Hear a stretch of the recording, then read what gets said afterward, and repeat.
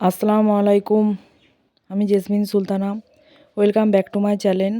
আমার ইউটিউব চ্যানেলে আপনাদেরকে সবাইকে স্বাগত। আজকে আরও একটা রেসিপি নিয়ে চলে এলাম, পুঙ্কো শাক ভাজা। পুঙ্কো শাকটাকে ভালোভাবে বেছে নিয়ে ভালোভাবে কেটে নিয়েছি।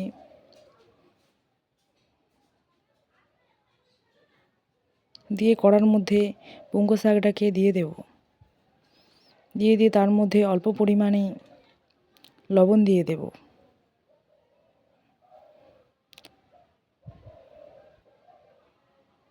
লবণ দিয়ে ভালোভাবে চাপা দিয়ে দেব।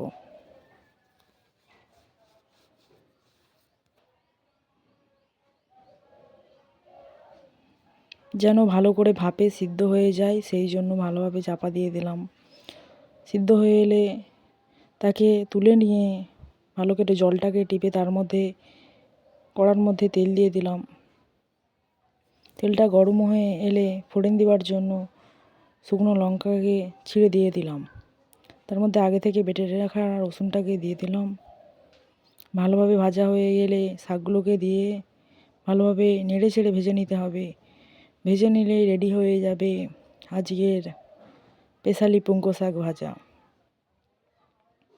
তোমরা কেউ এরকমভাবে পুঙ্কো শাক ভাজা খেয়েছো?